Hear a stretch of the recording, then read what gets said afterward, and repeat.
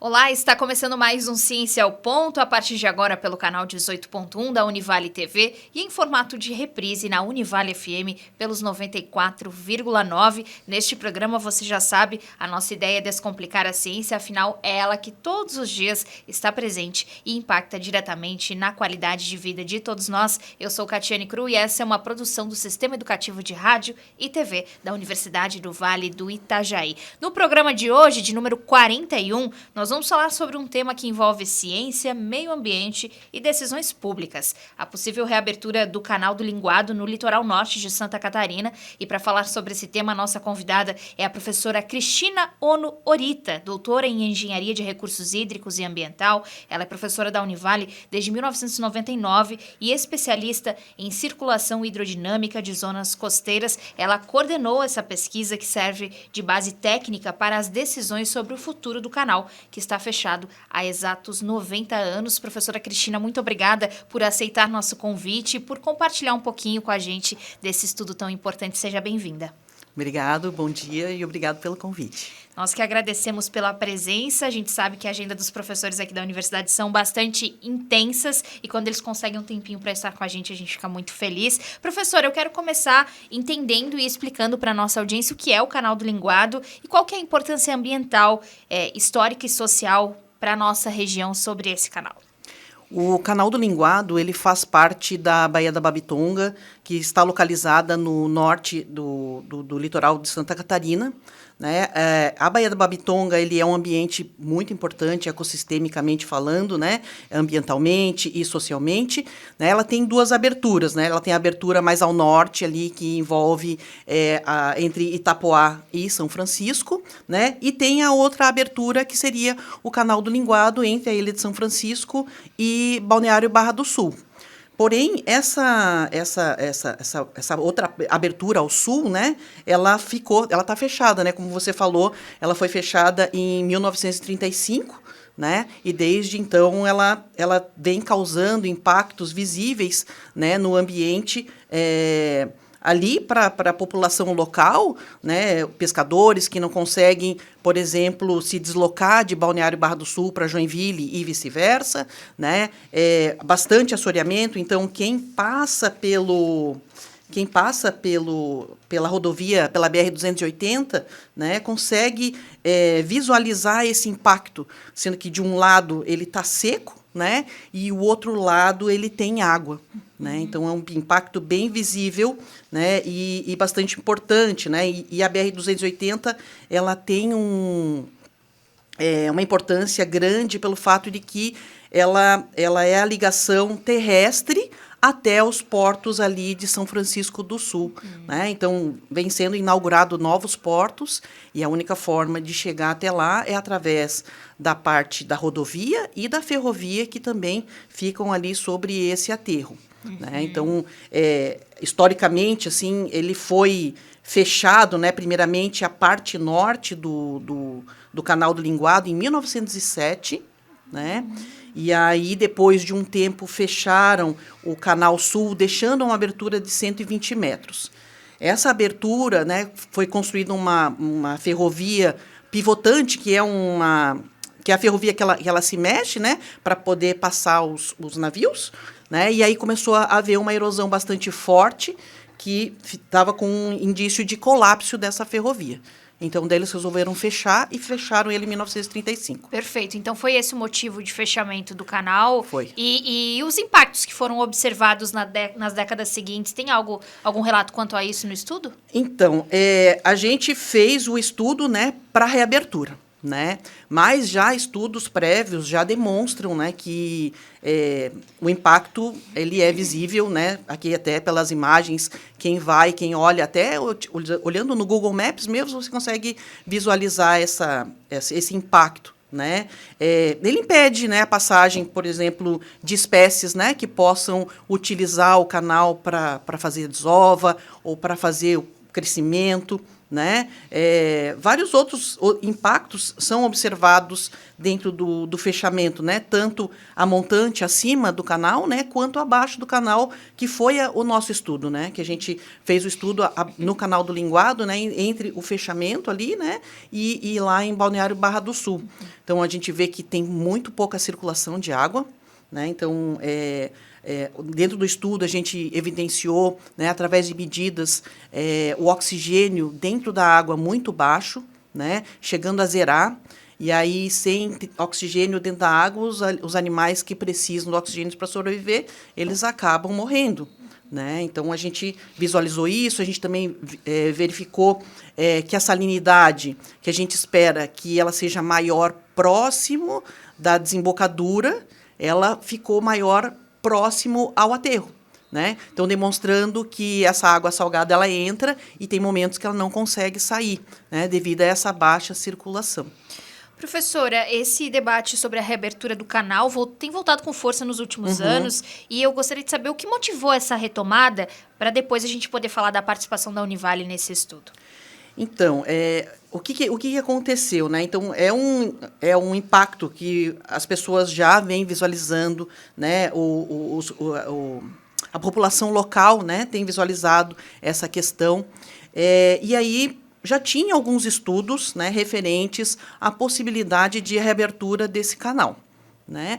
Mas tinha um certo receio, né, sobre o que poderia acontecer com a abertura. Então, ele já vem sendo estudado ali na década de 1980, foram feitos alguns estudos ali pelo INPH, pelo IME, né, para poder visualizar o que poderia acontecer, né?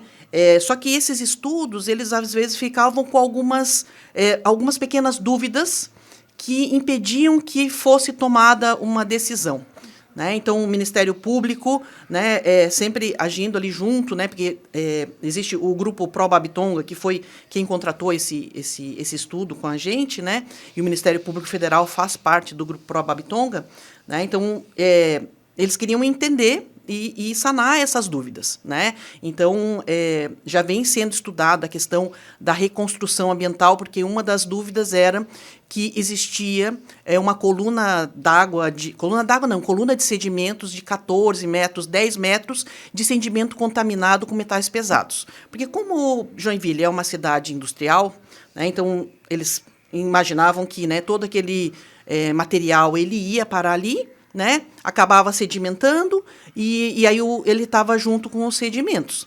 Então, foi feito um estudo antes do nosso, né, para identificar se realmente existia esses 10 metros, 14 metros de sedimentos e verificaram que não tinha, né. E aí a outra questão, né, que colocavam também é que quando abrisse o canal do Linguado, Barra do Sul desapareceria, né, por conta da força, né, da abertura ali, faria com que Balneário Barra do Sul desapareceria. E aí, a partir do nosso estudo, né, a gente viu que isso não é verdade. Né, que pelos resultados do modelo, né, dos modelos numéricos que a gente utilizou, né, vai ocorrer alguns pontos de erosão, mas nada assim catastrófico, como eles falam, né, que desapareceria Balneário Barra do Sul. Com certeza. Professora, como a senhora comentou, esse estudo foi encomendado pelo grupo Probabitonga e financiado com recursos, né, de um termo de ajustamento de conduta. Isso. E eu quero muito saber como que a Univale foi escolhida para conduzir esse trabalho. A senhora já comentou agora, durante esses primeiros momentos da entrevista, sobre tudo que vocês descobriram durante esse percurso, mas é importante ressaltar que a Univale tem competência técnica para esse tipo de trabalho e, com certeza, foi uma escolha acertada vocês poderem estar junto desse projeto, né? Sim. Eu creio que foi em 2022, né, que entraram em contato, o grupo Probabitonga entrou em contato com a Univale, né, perguntando se a gente não queria apresentar, né, uma proposta de estudo, né, para concorrer com outras empresas e instituições de ensino também, né? Então, a gente elaborou, né, com a nossa equipe, com o auxílio também de outros profissionais de outras instituições, né, Universidade Federal do Paraná, né, como como consultores, né? Então, a gente tinha na equipe inicialmente era mais os professores e técnicos, né, da oceanografia e da engenharia ambiental. Foi onde a gente construiu essa proposta, a gente apresentou essa proposta para o Grupo Babitonga, juntamente com outras empresas também apresentaram. Foi feito o levantamento de custo, né? E eu acho que eles, né, o Grupo Babitonga, como também envolve universidades, né, eles sabem da nossa capacidade, né, do nosso compromisso com gerar, não é só fazer o serviço, né? A gente quer ver, né, os resultados da melhor forma possível, né? Então, tanto é que já finalizou o nosso estudo, né? Mas eu, de vez em quando, ainda sou convidada para fazer a apresentação dos resultados, né? E sempre quando eu tenho tempo, eu vou e faço as apresentações, né? Então, passou por uma avaliação de termos de custos, né? Então, a gente fez uma redução para o valor montante que eles tinham disponível, né? E teve um momento, foi bastante extenso esse processo ali, né, de contratação. E aí depois eles queriam muito realizar o estudo com uma universidade. É muito bacana porque, como a senhora comentou, tem aí um esforço interdisciplinar para executar um projeto como esse. E eu gostaria de saber se tem participação de alunos, além dos professores, né, dos cursos de engenharia ambiental e oceanografia, e além das universidades parceiras também. Quantas pessoas envolvidas para fazer esse projeto e, principalmente, fazer as saídas de campo, que eu sei que também é muito importante numa pesquisa científica. Mas conta um pouquinho para a gente como foi esse processo e de fato, foi satisfatório poder estar envolvido num projeto como esse? Sim. Teve vários alunos, né, que participaram, né, como estagiários ali do laboratório de modelagem ambiental e de oceanografia física, né, alunos de mestrado também, eles participaram, né, já apresentaram resultados em congresso, né? Então, a gente teve essa participação dos alunos, né? E depois também que a gente chegou no final, né? Eu conversei com os meus alunos de engenharia ambiental, que eu dou aula de modelagem também, né, na ambiental, e aí mostrei para eles essa questão da ciência aplicada, né? De ver que o que a gente está aprendendo em sala de aula, ele é aplicado ali para a proteção do meio ambiente, né? E para a tomada de decisão. Então, assim, foi muito importante, assim, eu acho que para os alunos verem, né, essa visibilidade, né, eu fiquei, quando realmente a gente teve aquela reunião, eu fiquei bastante emocionada, assim, de estar no local ali, né, momento histórico de conseguir fazer esse processo caminhar, que já estava parado já há muito tempo. Né? Então, a gente teve envolvimento, né, professores, técnicos, né, não sei precisar bem quantos, né, mas eram bastante profissionais, né, os que eram aproximadamente 20 profissionais, né?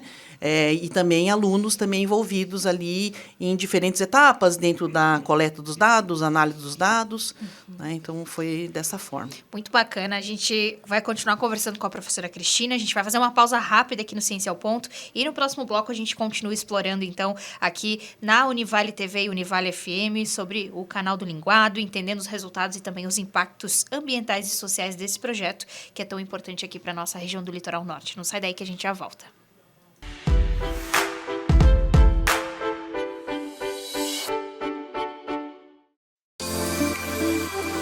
Mais do que abrir portas, ampliar oportunidades.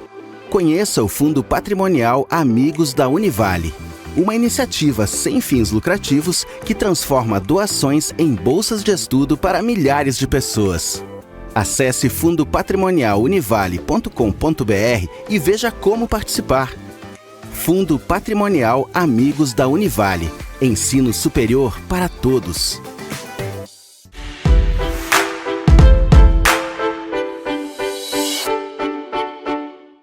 Estamos de volta com Ciência ao Ponto pela Univale TV no canal 18.1, em formato de reprise na Univale FM, e também esse episódio e os demais disponíveis lá no nosso canal Univale TV no YouTube, você nos encontra. Hoje no Ciência ao Ponto estamos conversando com a professora Cristina Ono Orita. Ela é especialista em circulação hidrodinâmica e engenharia ambiental, e também conversando um pouquinho, né, sobre esse projeto, estudo técnico da Univale, que analisa os cenários para a reabertura do canal do Linguado. e também seus impactos ambientais. Professora, falávamos sobre a equipe que participou desse estudo.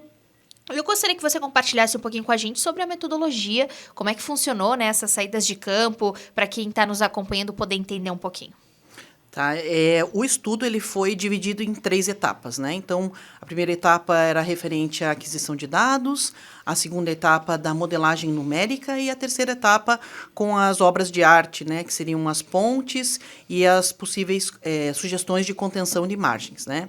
Então, na primeira etapa, a gente contou com as saídas de campo, né? Para poder coletar dados de batimetria, corrente, elevação do nível da água. A gente coletou sedimentos também, coletamos sedimentos em suspensão, né? Então, porque esses dados eles são muito importantes para a gente poder alimentar o modelo e também depois verificar se o modelo ele consegue reproduzir o que está acontecendo no ambiente, né? Porque o modelo ele é uma simplificação da realidade. Né? Então, eu preciso saber se esse meu modelo está conseguindo reproduzir bem o que está acontecendo no ambiente. Então, a gente faz uma coleta de dados, né, para poder alimentar o modelo. Depois, a gente alimenta o modelo e utiliza outros dados para poder fazer essa comparação. Então, verificar se ele consegue reproduzir velocidade de corrente, o nível da água, né? Também foram coletados dados, né, de salinidade, temperatura, clorofila, né, que a gente não utilizou dentro da nossa modelagem, né? Mas isso aí também serviu para evidenciar a saúde do corpo hídrico, como é que ele estava, né? Então, também são dados bastante importantes, né? Deixa eu ver o que mais que a gente coletou. E aí, nessas saídas de campo, né, a gente também fez um levantamento com aquela tecnologia LiDAR, né, que ele faz com pontos de laser, né? Então, foi um trabalho bastante extenso e bem importante, pegando todo o canal do linguado para pegar a parte de topografia, né, do ambiente, para que depois a gente possa analisar possíveis locais que podem sofrer com inundação, né, em momentos de maré alta, em momentos de maré meteorológica. Então, teve todos esses levantamentos, foi feito a parte topográfica também, né? Então, foi bastante extensa a parte de aquisição, né? Daí, com esses dados, a gente fez a modelagem numérica, que também foi bastante extensa, né? Que são várias etapas. Então, a gente modelou a parte hidrodinâmica, que é a movimentação da água, né? Depois, a gente fez a modelagem também morfodinâmica, que é conseguir entender, né? Fazer o transporte de sedimentos e saber onde é que vai ocorrer erosão, onde é que pode ocorrer acreção, né? E aí também fazer essa modelagem para poder evidenciar em que pontos que podem ocorrer também possíveis inundações. Né? Perfeito, professora. Deu para perceber que foi um trabalho bastante extenso, como a senhora comentou. Qual a duração aproximada desse estudo técnico, desde a escolha da universidade para fazer esse trabalho até agora, recentemente, final do ano passado, começo desse ano, a apresentação dos resultados? Olha, posso dizer que foram, acho que 24 meses ali no total, desde quando a gente começou a fazer a proposta, né, e até chegar ao final da apresentação dos resultados, eles foram 24 meses, né? Desde o início ali, né, fazer a proposta, que às vezes, quando a gente faz a proposta, nem sempre a gente é contratado, né? Mas nesse caso ali a gente conseguiu. Deu certo. Deu certo. Uhum. Bacana, professora. Vamos falar um pouquinho, então, sobre essas apresentações de resultados. A gente estava comentando nos bastidores que, final do ano passado, teve uma primeira apresentação e depois, agora em março desse ano, a apresentação oficial aos órgãos, né, que estão envolvidos nesse estudo. Eu gostaria que você contasse um pouquinho para a gente como foi apresentar esses resultados e, principalmente, o que mais se destacou nesse momento para vocês enquanto pesquisadores. Tá. Então, como você falou, né, a gente apresentou, então, em outubro do ano passado para o GPB, né, para que eles tivessem, como se fosse uma prestação, né, dos resultados que a gente conseguiu chegar, né, e eles vendo essa importância desses resultados, que era o que eles estavam buscando, né, em conjunto com aqueles outros resultados anteriores sobre os sedimentos, né. Então, foi feito lá o Ministério Público, né, junto com o GPB, né, então me convidou, na verdade convidou a equipe e acabou eu indo sozinha lá fazer a apresentação para o DENIT, né, para o IBAMA, né, também acho que tinha representantes da Rumo, né, que é com relação à ferrovia, né, também a Secretaria Estadual de Meio Ambiente, para que eles vissem o resultado do nosso estudo, né? E aí foi importante, assim, que o superintendente do DENIT, né, ele chegou no momento, depois da nossa apresentação, né, que também teve a apresentação do professor Cláudio Turek, que é do GPB, e também do Dr. Tiago, que é do MPF, falando que a gente não poderia sair daquela reunião para resolver numa próxima reunião. Que a gente deveria sair dessa reunião já com alguma coisa mais concreta, né, com algo mais concreto. E foi aí, então, que através ali da articulação entre as partes, acho que foi interessante que, no meu ver, assim, todos estavam a favor da reabertura, né? Então, porque eu acho que daquela outra vez, né, como eu tinha comentado que anteriormente, o projeto da ponte era uma ponte que ligava os 2 canais, então ela era muito extensa, ela teria que passar por cima da copa, então ela seria uma ponte muito cara. Né? E a proposta da nossa ponte é uma ponte de vão de 100 metros, com 8 metros de altura, né? E tanto é que ela foi, né, ela vai ser licitada, né, junto com esse trecho 1 da 280. Né? Então, acho que foi um ponto assim, bem marcante assim, né, para todos nós que... Eu entrei nessa discussão do canal do Linguado há pouco tempo, mas eu vejo que eles que já estão lutando, né, por ter uma resolução, acho que para eles foi ainda mais importante, né? O pessoal do GPB, o professor Cláudio, o doutor Tiago, que está atuando bastante para que possa ter uma melhor resolução. Porque o estudo também ele poderia chegar na conclusão de que não vai abrir, né? Que é melhor não abrir, porque os impactos negativos serão maiores que os positivos. Né? Mas a gente viu que vai ter impacto negativo, né? Mas eles podem ser remediados. Né? Então, eu acho que esse foi um ponto bastante importante dessa apresentação, né? De já sair, né, com relação a como o procedimento ali entre o DENIT, o IBAMA, né, e o Ministério Público. Né? Então, eles 3 articulando ali para que ande esse processo, né? E não fique esperando mais 30 anos para tomar uma decisão, e aí depois desses 30 anos aí começar a fazer os estudos, porque vai ter que ter um estudo mais aprofundado, licenciamento, tudo para reabertura, né? Então, para que não ficasse mais uns 50 anos, 60 anos dessa forma. Um processo muito moroso, né? E que Sim. agora está tomando um caminho diferente graças a esse estudo. Professora, eu quero aproveitar o gancho para recapitularmos para quem está chegando agora os principais benefícios ambientais dessa reabertura e principalmente os riscos. Quais cuidados que vocês estão considerando nesse estudo para quem está chegando agora e não pegou o assunto desde o início? A gente, dentro da modelagem, esse estudo, né, então, já vinha sendo feito, foi feito anteriormente por outras equipes, né, e a gente veio complementar, então, esses estudos já prévios, né. A gente executou, né, cenários de abertura, né, então, executamos cenários de abertura parcial 75 metros, 100 metros, 200 metros, um outro cenário com tubulações, né, e analisamos os resultados desses cenários na ordem ambiental, né, e até a questão econômica também e social com relação aos impactos. Né? Então, a gente vê que, né, obviamente, que com a reabertura vai melhorar a circulação, né, a questão da água ela ficar dentro do canal, ela ter pouca circulação, ficar parada, né? Ter esses momentos de baixa oxigenação vai melhorar, né? Com a movimentação da água, né? Mas, obviamente, que também tem que haver a questão de tratamento de esgoto e todas as outras questões que a gente não vai a gente não envolveu no nosso projeto, né? Depois, vai haver uma elevação do nível da água que pode ocasionar inundação em alguns casos, né? A velocidade ali no local de abertura, ele também vai ficar mais alto, mas a gente também fez uma avaliação para que possibilitasse a passagem das embarcações, porque também esse era um dos objetivos, né? Ter a passagem das embarcações pesqueiras, né, de pequeno porte. Então, a gente viu que, em aproximadamente 90% do tempo, essas embarcações elas conseguiriam passar, né? E também, né, o que é um ponto assim, principal ali dessa questão seria com relação à erosão. Então, a gente já vê que atualmente já existe erosão no canal com ele fechado, né? Então, com a abertura, eles intensificariam um pouco esses pontos, né? E teria também erosão no local de abertura, né? Porque vai estar abrindo e vai ter a erosão.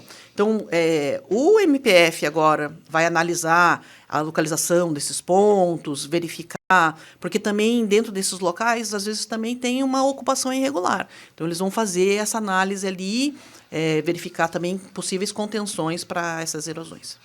Muito bacana saber disso, professora, e com certeza essa questão da ponte também, que é o ponto central desse estudo, fez toda a diferença. E como a ciência, né, fazendo uma análise técnica e tão bem trabalhada como foi a de vocês, pode contribuir com algo que é tão importante para a sociedade, né? Acho que essa é a mensagem principal aqui desse programa hoje, de como o estudo científico ele pode auxiliar, de fato, a comunidade, nesse caso, né, um exemplo como o Canal do Linguado, né?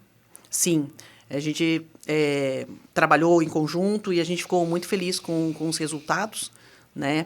E vendo que ele tem uma aplicação, né? Que não fica preso dentro da universidade. Acho que é importante para a universidade, para os alunos, né? E para também a comunidade, né? Verificar que a gente consegue fazer ciência aplicada. Com certeza. Professora, e para a gente encerrar, a Univale segue envolvida nas próximas etapas desse projeto? Tem previsão de novos estudos, atualizações? O que a senhora pode compartilhar com a gente?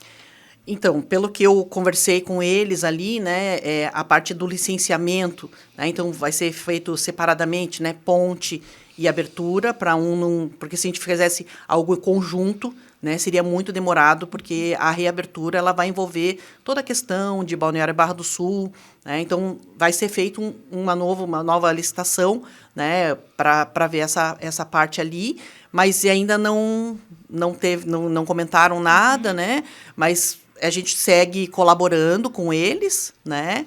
E acredito que possa vir convites, né, para a gente continuar. A gente, depois da finalização do estudo do Canal do Linguado, né, a Univale ela foi contratada para fazer estudos ali em Balneário Barra do Sul, com a questão que está tendo problema com a questão de dragagem, então a extensão dos moles. Então, no final do projeto do Canal do Linguado, Balneário Barra do Sul já entrou em contato com a gente e a gente já está desenvolvendo, então, um projeto lá em Barra do Sul.